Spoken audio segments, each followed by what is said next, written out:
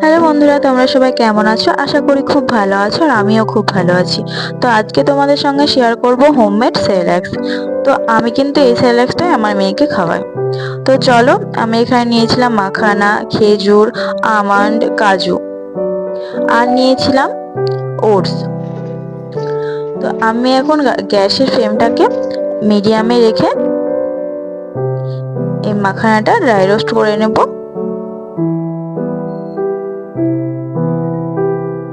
তো কিছুটা নাড়াচাড়া করে তোমরা নিজেরাই বুঝতে পারবে, একটু হাত দিয়ে দেখে নেবে মুচমুচে করছে নাকি।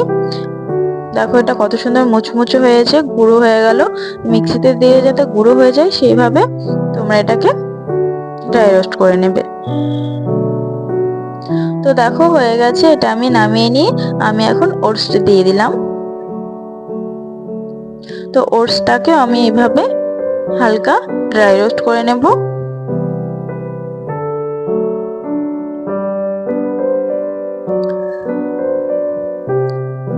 তো দেখো ওটসটা আমার হয়ে গেছে রেডি। এবার আমি ড্রাই ফ্রুটস গুলো দিয়ে দিব। এটাকেও হালকা নাড়াচাড়া করে নেব।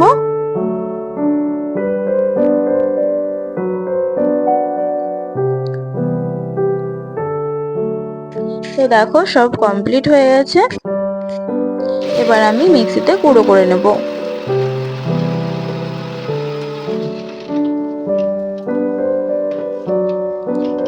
তো তোমরা কিন্তু এভাবে সেরেল্যাক্স বানিয়ে বাড়িতে কিন্তু বাচ্চাদের খাওয়াতে পারো।